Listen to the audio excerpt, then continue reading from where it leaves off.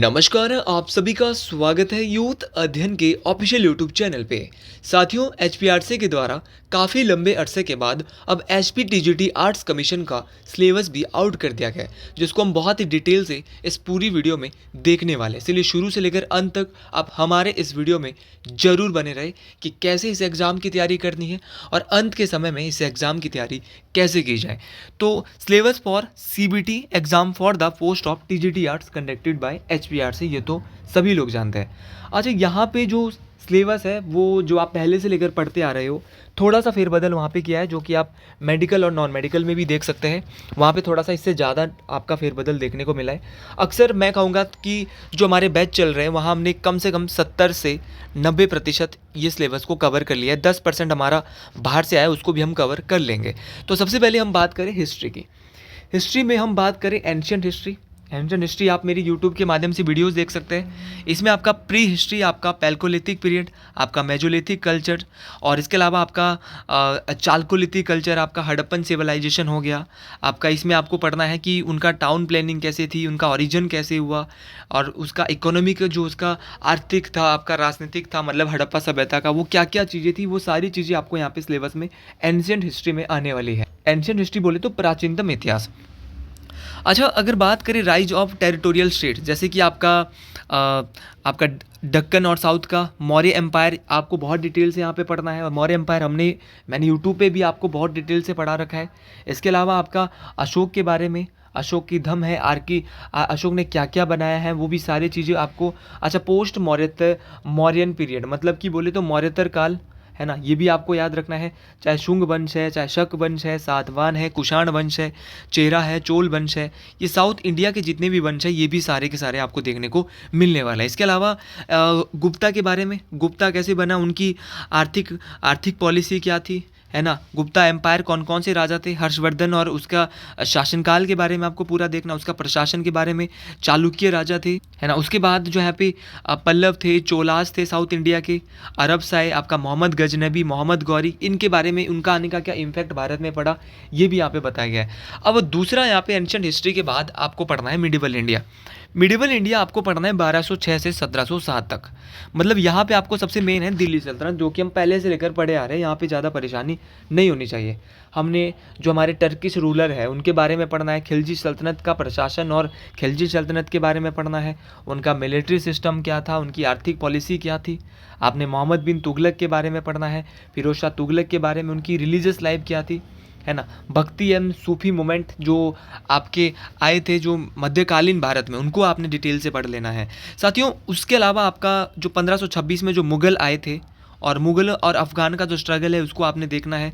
हुमायूं को क्या क्या परेशानी, क्या क्या डिफ़िकल्टीज़ यहाँ पे हुई है, इसको भी डिटेल से देखना है। शेरशाह सूरी आया, उसका प्रशासन कैसा था, ये बात आपको डिटेल से देखनी है, ठीक है। और जो मुग़ल हैं उन्होंने अकबर के अधीन कैसे यहाँ पे कार्य किया, अकबर ने क्या क्या राजनीतिक मामलों में लाए, और Rajput and religious policies Akbar ने क्या क्या यहाँ पे लाई थी, अकबर ने किस किस की स्थापना की। ये मानूँ तो आपको मुग़ल सल्तनत डिटेल से पढ़नी पड़ेगी, और दिल्ली सल्तनत भी थोड़ी बहुत आपने डिटेल से पढ़ लेनी है। लेकिन मैं ये मान रहा हूँ कि अगर हिस्ट्री से क्वेश्चन आते हैं 8 से 10 क्वेश्चन, तो मिडिवल हिस्ट्री से 1 या 2 क्वेश्चन ज़्यादा से ज़्यादा रहने वाला है। अच्छा, बात करें हमारे जहांगीर की नोबिलिटी, कोर्ट पॉलिसीज उसकी क्या क्या थी, है ना। ये औरंगजेब के बारे में आपने देख लेना है, यहाँ पे यही बोला है, ठीक है। रिलीजियस पॉलिसी क्या क्या थी, फिर मराठा पावर आए, शिवाजी आए, इनके बारे में थोड़ा थोड़ा आपको देखना है। इसके अलावा साथियों आपको पता होना चाहिए कि जो आर्किटेक्चर ऑफ मुगल्स है, इनके बारे में आपको देखना है। मनसबदारी प्रथा, जागीरदारी, उन्होंने कौन कौन सी चीज़ें लाई थी, भूमि सुधार जो उन्होंने लाए थे वो कौन कौन से, लैंड रेवेन्यू सिस्टम। इसके अलावा ये सारी चीज़ें आपको डिटेल से याद रखनी है। वापस आते हैं मॉडर्न इंडिया, जिसको हम यूट्यूब के माध्यम से भी पढ़ रहे हैं। तो मॉडर्न इंडिया में आपको पढ़ना है 1707 से 1950 तक का समय। इसमें आपको मराठा, हैदराबाद और आपका बंगाल, अवध, इनका राइज कैसे हुआ, इनका उत्थान कैसे हुआ, और यूरोपीय कंपनियां इंडिया में कैसे आई, ठीक है।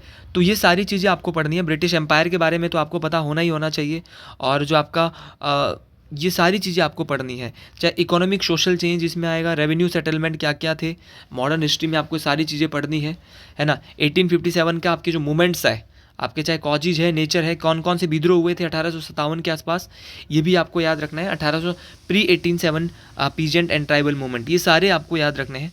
Rise of India, Indian nationalism and economic nationalism, ये भी आपको याद रखना है। है ना। इंडियन नेशनल कांग्रेस कैसे बना ये भी आपको पता होना चाहिए। तो ये सारी चीज़ें इसमें आएगा। बंगाल का विभाजन, पार्टीशन ऑफ बंगाल, स्वदेशी मूवमेंट, स्वदेशी आंदोलन कैसे हुआ, फॉर्मेशन ऑफ मुस्लिम लीग कैसे बनी। तो ये बहुत आसान टॉपिक है, शायद ये माने कि हमने ये सारे टॉपिक पहले पढ़ रखे हैं। इसके अलावा साथियों अगर मैं बात करूँ तो आपका कॉन्स्टिट्यूशनल डेवलपमेंट 1919 का आपका रोल एक्ट सत्याग्रह हुआ था, जलियांवाला बाग हत्याकांड हुआ था। जितने भी भारत में राष्ट्रीय आंदोलन अगर मैं कहूँ तो वो भी यहाँ पे सारे देखने को मिलने वाले हैं। आपका गांधीयन मूवमेंट खिलाफत है, चाहे नॉन कॉमरेशन मूवमेंट है, सिविल डिसोबीडियंस मूवमेंट है, क्विट इंडिया मूवमेंट है, आपका 1935 का भारत शासन अधिनियम है ना, आपका भारत छोड़ो आंदोलन है, आपका जो कैबिनेट मिशन भारत में आया था उसके बारे में क्वेश्चन आ सकता है, माउंट बेटन योजना के बारे में क्वेश्चन आ सकता है, क्वेश्चन आपसे यहाँ पे इंडिपेंडेंस हो गया आपका। ये सारी चीज़ें आपको पता होनी चाहिए। और भारत का संविधान कैसे बना ये भी यहाँ से क्वेश्चन आपसे हिस्ट्री में भी पूछा जा सकता है, मेकिंग ऑफ द कॉन्स्टिट्यूशन। अच्छा, इसके अलावा आपको यूरोपियन हिस्ट्री थोड़ी सी इसमें चेंज आई है, ये हमने यहाँ पे नहीं कवर करा है, तो ये ज़रूर हम कवर करेंगे अपने बैच में भी और अपने यहाँ पे जो हमारी क्लासेस रहने वाली। और ये पहले भी देखो ये अक्सर आते थे और ये मैं वैसे भी इनको बचाया था लास्ट के लिए, मुझे पूरा भरोसा था कि यहाँ पे ऐड होने वाला है।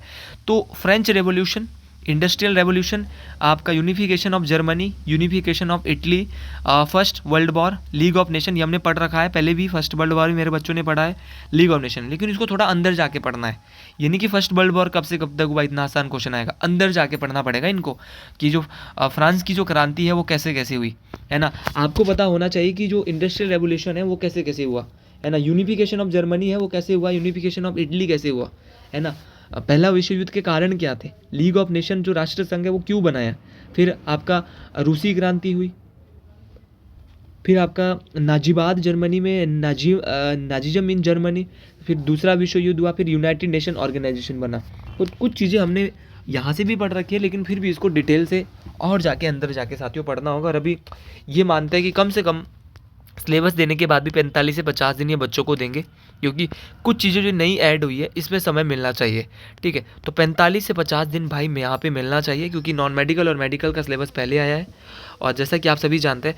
लेकिन मेरा जो मानना है, अगर सेंटर यहाँ पे जो दिए जाते हैं नीचे दिया जाता है हमारे प्लेन एरियाज़ में जहाँ पे ठंड ज़्यादा नहीं होती, तो मुझे ये लगता है फिर आपका पेपर दिसंबर के एंड में हो सकता है, जनवरी तक, ठीक है। और अगर आपका ऐसा है कि अपर एरिया हर डिस्ट्रिक्ट में अलग अलग सेंटर देंगे, तो फिर ये पेपर जो मुझे साथियों लगता है वो जाने वाला है फरवरी एंड तक। तो कुछ भी हो सकता है, अभी हमको पता नहीं है, किसी को भी पता नहीं है, ना किसी यूट्यूब चैनल भाई को पता नहीं है कि ये पेपर कब होने वाला है, किसी को भी नहीं पता है। लेकिन फिर हम अपनी प्रिडिक्शन लगा लेते हैं कि हाँ 45 दिन सिलेबस दिया है तो 40-45 दिन का समय ज़रूर देंगे। 40 दिन तो अक्सर देने वाले हैं, 40 से 45 दिन इनको देना भी चाहिए भाई। अब सिलेबस दिया है तो कम से कम, ताकि हमारे जितने भी बच्चे हैं उन सबको टाइम मिल सके यार पढ़ने का, वो सब लोग यहाँ पे आगे बढ़ सके, अच्छे से तैयारी कर सके, मेरा यही मानना है। अच्छा, आगे बढ़ते हैं, वापस आते हैं अपनी ज्योग्राफी पे। ये बहुत इंपॉर्टेंट रोल अदा करती है।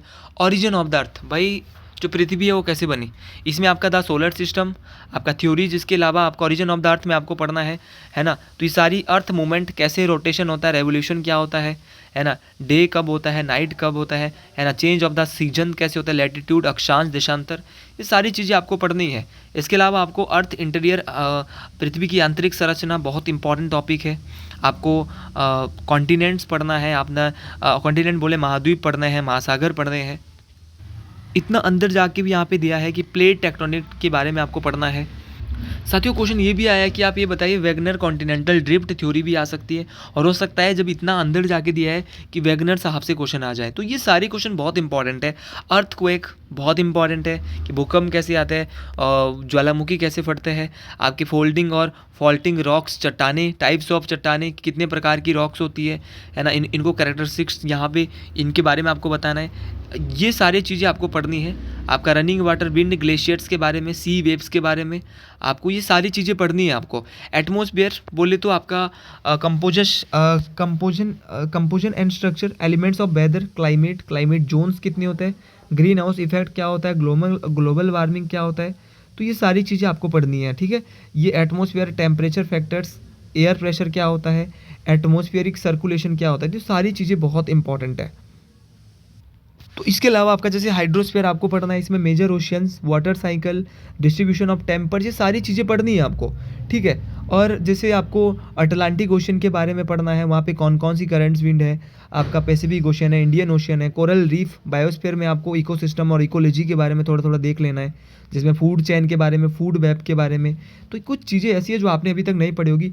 मैप के बारे में आपको पता होना चाहिए। एलिमेंट्स ऑफ मैप क्या होता है, कि मैप किस कलर का होता है, ग्लोब किस कलर का होता है, वहाँ पे कौन कौन सी लाइन होती है, कौन कौन से बार ग्राफ्स होते हैं, तो और कौन से मैप पे कौन सी जगह कहाँ पर है, तो ये नॉलेज आपको होनी चाहिए। अगला क्वेश्चन है आपका geography of India physical setting.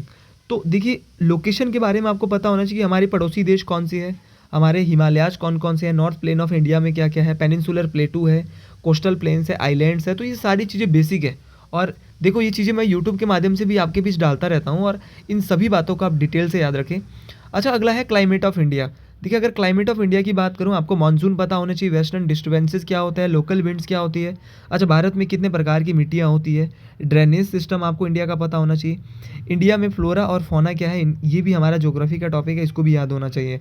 अच्छा, पॉपुलेशन एंड कैरेक्टरिस्टिक्स, मतलब कि पॉपुलेशन क्या है, पॉपुलेशन डिस्ट्रीब्यूशन 2011 का, आपका घनत्व, आपका ग्रोथ क्या हो रही है, ये सारी बातें क्लियर होनी चाहिए। इसके अलावा आपका पॉपुलेशन में literacy rate, sex ratio, major religions Bharat में, लैंग्वेजेस, भाषाएं क्या क्या है, कल्चर्स क्या है, आपके ट्राइब्स कौन कौन सी है, जनजातियाँ कौन कौन सी है, सेटलमेंट सिस्टम में आपका rural settlement, types and patterns, urban settlements, ये सारी बातें आपको क्लियर होनी चाहिए। और साथियों, अगर आप भी एचपी टीजीटी कमीशन की तैयारी कर रहे हो और या जेबीटी कमीशन की तैयारी कर रहे हो और हमारे साथ जुड़ना चाहते हो साथियों, तो आप इस नंबर पर जरूर जुड़े, 7876145409। हमारा रिवीजन बैच अभी चल रहा है, जहाँ पे बहुत सारे सब्जेक्ट आपको बेहतरीन तरीके से पढ़ाए जा रहे हैं। तो अब सिलेबस आ चुका है, तो 45 से 50 दिन बचे हैं, और रात को ठीक 9 बजे हमारे यूट्यूब चैनल पे आप लाइव आ सकते हैं, जहाँ पे फ्री क्लासेस आपको मिल रही है। और अगर आप पेड क्लासेस लेना चाहते हो तो 7876145409, अब इस नंबर पे कांटेक्ट करके हमसे बैच को भी परचेज कर सकते हैं। Minerals, agriculture and practice, seasons, यहाँ से क्वेश्चन आ रहा है साथियों, आपको ये सारी बातें याद रखनी है। अगर मैं अंदर जाके बात करूँ तो मेजर इंडस्ट्रीज भारत में, इंडस्ट्रियल जोन कौन कौन से है, जैसे इसमें कॉटन टेक्सटाइल है, आयरन स्टील है, मतलब कि भारत के उद्योग आपको पढ़ने हैं ढंग से, ठीक है। Means of transportation, roads, railways, waterways, airways. अब ऐसा तो नहीं कि सारे क्वेश्चन यहाँ से, सिलेबस दे दिया है, बहुत सारा सिलेबस दे दिया है, मतलब कि पहाड़ जैसा सिलेबस दे दिया है, आपको इसमें से छांटना है, ठीक है।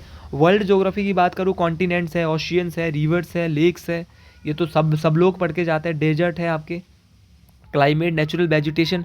हाँ, नेचुरल वेजिटेशन एक अलग सा टॉपिक है जो कि हमने वर्ल्ड ज्योग्राफी में यूट्यूब पे भी नहीं पढ़ा है, तो उसको ज़रूर देखें। Types of economic activities, population distribution, density growth, human races, tribes, major language and religions, तो सारी बातें आपको याद रखनी है। डिजास्टर एंड हैजार्ड्स, मैं लास्ट में आपको ये भी बताऊंगा कि सबसे इंपॉर्टेंट टॉपिक यहाँ पे कौन कौन से बनते हैं। तो डिजास्टर एंड मैनेजमेंट, तो वो आपके जो बनेंगे हैजार्ड्स टाइप ऑफ डिजास्टर, मतलब कि नेचुरल मैन मेड, कि भाई आपकी आपदा कैसे कैसे आती है, प्राकृतिक आपदा कौन कौन सी होती है, मानव निर्मित कौन कौन सी होती है। अब उनसे निपटने के लिए हमारे पास क्या क्या स्ट्रेटजीज होनी चाहिए, इसके लिए एनडीए में, एसडीएम में, एनआईडीएम, ये सारी टीम्स होती है। और डिजास्टर मैनेजमेंट में हमें प्री डिजास्टर से पहले क्या करना है, ड्यूरिंग डिजास्टर के बाद क्या करना है, आफ्टर डिजास्टर हमें क्या करना है, and community based disaster management, तो इसके बारे में आपको पढ़ना पड़ेगा। शायद ये इंपॉर्टेंट टॉपिक हो जाता है आपके टीजीटी कमीशन का, ठीक है। और मैं आपको ज़रूर यहाँ पे फिर से सजेस्ट करूँगा कि कौन कौन से टॉपिक आपको यहाँ से ज़्यादातर पढ़ने हैं, ठीक है। Modern trend technique in geography, तो modern trends technique in geography की अगर मैं बात करूँ तो यहाँ पे रिमोट सेंसिंग, जीपीएस से क्वेश्चन आ सकता है, ज्योग्राफिक इंफॉर्मेशन सिस्टम, तो ये भी यहाँ से क्वेश्चन आपको परेशान कर सकता है। अगला है भाई बेसिक कंसेप्ट ऑफ इकोनॉमिक्स। भाई इकोनॉमिक्स की बात करें तो यहाँ पे बहुत सारे सिलेबस दे दिए, जैसे कि बेसिक कंसेप्ट आपको पता होने चाहिए, कंज्यूमर बिहेवियर एंड डिमांड के बारे में आपको पता होना चाहिए, ठीक है। आपको प्रोड्यूसर बिहेवियर एंड सप्लाई के बारे में, तो डिमांड के बारे में भी पता होना चाहिए, सप्लाई के बारे में भी। इसके अलावा आपको कॉस्ट एंड रेवेन्यू के बारे में बिल्कुल पता होना चाहिए। आपको forms of market, price determination, ये बिल्कुल पता होना चाहिए कि कौन सी चीज़ किस प्राइस पे आउटपुट एंड अंडर मोनोपोली हो रही है ना, ये सारी चीज़ें आपको पता होनी चाहिए। नेशनल इनकम और रिलेटेड एग्रीगेट्स, ये सारी चीज़ें बहुत इंपॉर्टेंट है, इसमें आपको जीडीपी, जीएनपी, एनडीपी, एनएनपी, ये सारी चीज़ें पढ़नी है। पर कैपिटा इनकम क्या होती है, रियल और नॉमिनल जीडीपी क्या होती है, जीडीपी डिफाल्टर क्या होता है, ठीक है। तो ये सारी बातें इंपॉर्टेंट। इसके अलावा आपको मनी एंड बैंकिंग के बारे में डिटेल से पढ़ना है भाई, जैसे आरबीआई का फंक्शन क्या है ना, बैंकिंग सिस्टम क्या होता है, बैंकिंग प्रणाली क्या होती है, आपको determination of income and employment, government budget and the economy, ये भी डिटेल से पढ़ना है, किस प्रकार से सरकार का बजट है, बजट के बारे में क्वेश्चन आ सकता है, पक्का आएगा। इसके अलावा इंडियन इकोनॉमी की बात करूँ तो उसका स्ट्रक्चर, फीचर्स, एग्रीकल्चर क्या है भारत का, इंडस्ट्री में क्या क्या कर रहा है भारत, सर्विस सेक्टर में भारत का क्या रोल है, आपका इकोनॉमिक रिफॉर्म्स सिंस 1991 में, एलपीजी आपको पता होना चाहिए, पॉवर्टी, अनएम्प्लॉयमेंट, इनइक्वलिटी, आपका डेवलपमेंट इकोनॉमिक्स, आपका development and planning in India, जैसे नीति आयोग वाला हो गया, आपका 5 ईयर प्लान्स हो गया, पंचवर्षीय योजना हो गया, यहाँ से भी क्वेश्चन आने वाला है, ठीक है। इकोनॉमिक ग्रोथ क्या होती है, इकोनॉमिक डेवलपमेंट क्या होती है, ये सारी प्रॉब्लम्स आपको पता होनी चाहिए। इंटरनेशनल ट्रेड एंड इंस्टीट्यूशंस, ये भी कहीं ना कहीं इंपॉर्टेंट है। तो साथियों, हर एक क्वेश्चन इंपॉर्टेंट है, आप किसी एक क्वेश्चन को ये नहीं बोल सकते कि ये इंपॉर्टेंट है वो इंपॉर्टेंट नहीं है, हर एक क्वेश्चन इंपॉर्टेंट है, हर एक क्वेश्चन परीक्षाओं में आने वाला है, इसलिए एक एक बात को डिटेल से याद रखिए। अगला आपको याद रखना है करंट इकोनॉमिक इशूज, जैसे जीएसटी, आपको ये याद रखना है, इकोनॉमी ऑफ हिमाचल प्रदेश, यहाँ से क्वेश्चन पक्का आने वाला है, तो ये आप जरूर ये वीडियो जरूर देखिए। उसके अलावा पॉलिटिकल साइंस में तो देखो पॉलिटिकल थ्योरीज, पॉलिटिक्स क्या है, पॉलिटिकल थ्योरी क्या है, लिबर्टी क्या है, इक्वलिटी क्या है, जस्टिस क्या है, प्रोटेक्टिव, ये डेमोक्रेसी क्या होता है, सोशलिज्म क्या होता है ना, गांधीयन अप्रोच क्या थी। अच्छा, Indian government and politics, Indian constitution आपको पूरा पढ़ना है, इसमें parliament, prime minister, judiciary, president, budget, election commissioner, local self government, political parties, caste, आपका planned economy, social movement, citizenship, ये सारी चीज़ें आपको याद रखनी। इमरजेंसी प्रोविजंस क्या क्या होते हैं, फाइनेंस कमीशन, आर्टिकल 280, ये सारी चीज़ें आपको याद होनी चाहिए। सीबीआई के बारे में भी आपको याद रखना है, अटॉर्नी जनरल के बारे में, आपको कैग के बारे में याद रखना है। इसके अलावा आपका कॉम्पेरेटिव गवर्नमेंट एंड पॉलिटिक्स, ये आपको जरूर याद रखना है। इंटरनेशनल रिलेशन, चाहे आपका WTO है, आसियान है, सार्क है, आपका UNO है, आपका कोल्ड वॉर जो हुई थी वो भी आपको पॉलिटिक्स में पता होना चाहिए। अब बाहर की जो कुछ चीज़ें मैं आपको बता रहा था उतनी बाहर की चीज़ें नहीं है, ये पब्लिक एडमिनिस्ट्रेशन है जो कि आपका कुछ जीके में कवर हो चुका है, कुछ हमको और पढ़ना है। अब ऑर्गेनाइजेशन हम पढ़ चुके हैं, डिसीजन मेकिंग हम जो है पढ़ चुके हैं, कम्युनिकेशन हो गया, कोऑर्डिनेशन हो गया, यहाँ से एक एक दो क्वेश्चन आएगा, लेकिन क्वेश्चन जरूर आने वाला है। Indian administrative civil services in India, UPSC कैसे काम करता है, और आपका जो PCS होता है जो वो भी आपको, पब्लिक सर्विस कमीशन, वो भी आपको पता होना चाहिए, स्टेट पब्लिक सर्विस कमीशन। इसके अलावा भारत की जितनी भी नॉन कॉन्स्टिट्यूशनल बॉडी है, लोकपाल है, लोकायुक्त है, सिटीजन चार्टर है, RTA एक्ट 2005 के तहत ये भी परीक्षाओं में बोला गया है कि ये भी हम देंगे। FCI है, ECIG है, ECI है, कैग है, ये सारे आपको याद रखने हैं। अगर एडमिनिस्ट्रेटिव थिंकर की बात करूँ तो Kautilya, Mahatma Gandhi, FW Taylor, Mayo, Weber, Simon, Abraham Maslow, इन सभी के बारे में आपको याद रखना है। डेवलपमेंट एडमिनिस्ट्रेशन की अगर बात करूँ तो इसमें आपका machinery of planning, India states, political parties, NGO, इन सभी के बारे में हमको पढ़ना है। ब्यूरोक्रेसी के बारे में। लोकल सेल्फ गवर्नमेंट की बात करें तो इसमें ग्लोबलाइजेशन दे देगा, आपका पब्लिक प्राइवेट पीपल पार्टनरशिप दे देगा, कॉर्पोरेट सोशल रिस्पॉन्सिबिलिटी दे देगा साथियों। तो ये सारी चीज़ें आपको याद रखनी है, ठीक है, ये चीज़ें परीक्षा में पूछी जा सकती है। गुड गवर्नेंस दे देगा, मतलब कंज्यूमर प्रोटेक्शन एक्ट 1986 का। इसके अलावा आपको women empowerment, welfare, weaker section, चाहे SC है, ST है, OBC, चिल्ड्रन, एज्ड है, इनके बारे में भी आपको दे सकता है। इसके अलावा आपको ये सारी चीज़ें देखनी, पब्लिक फाइनेंस के related, disaster management, NDMA act 2005, NDMA, NDRF और SDRF, यहाँ से भी क्वेश्चन आ सकता है भाई, याद रखना, ठीक है। और आपका फिजिकल फेडरलिज्म, ये सारे क्वेश्चन बहुत इंपॉर्टेंट रहेंगे साथियों। साथीगण, यहाँ से एक एक क्वेश्चन आपके परीक्षाओं में पूछा जाने वाला है। साथीगण, सोशलॉजी की बात करें, जब भी सोशलॉजी की हम बात करते हैं तो सबसे पहले हिस्ट्री ऑफ सोशलॉजी क्या है, ओरिजिन कैसे हुआ सोशलॉजी का, नेचर क्या रहने वाला है इसका, तो ये सारी बातें बहुत इंपॉर्टेंट है। आप हर एक बात को बेहतरीन तरीके से पढ़ते जाइए, आपको हर एक चीज़ यहाँ पे डिटेल से क्लियर होने वाली है, ठीक है। बेसिक कॉन्सेप्ट आपको पढ़ना है, हमारी सोसाइटी क्या है, कम्युनिटी क्या है। मैं ये नहीं बोलूँगा यहाँ से सारे क्वेश्चन आएंगे, लेकिन जितने भी आएंगे अच्छे क्वेश्चन आएंगे, इसलिए आप सोशलॉजी में देख ले, इसके सोसाइटी क्या है, कम्युनिटी, सोशलाइजेशन, कल्चर, समाजीकरण हो गया, आपका संस्कृति हो गया, सोशल चेंज क्या हो रहा है, सामाजिक में जो बदलाव है, समाज में बदलाव क्या है, फैक्टर ऑफ जो आपकी क्या क्या फैक्टर है जो समाज में चेंज हो रहा है, ये सारा चीज़ें थोड़ी नई यहाँ पे दी गई है, तो थोड़ा सा चेंज आपको देखने को ज़रूर मिला है, लेकिन उतना ज़्यादा नहीं, पहले के मुकाबले आपको 20% चेंज यहाँ पे देखने को मिलेगा, 20 से 30%, ठीक है। सोसाइटी इन इंडिया, और ये तो देखो, इतना तो देखो कमीशन में कंपटीशन है अब। और अगर आप हमारे बैच के साथ जुड़ना चाहते हो साथियों, क्योंकि हम बहुत सारे सिलेबस को कवर भी कर चुके हैं, पिछले रिकॉर्डेड क्लासेस भी हमारे पास है, 78761451 409 आप इस नंबर पे कांटेक्ट कर सकते हैं। आइडेंटिटीज़ एंड चेंज के बारे में आप ज़रूर पढ़ें।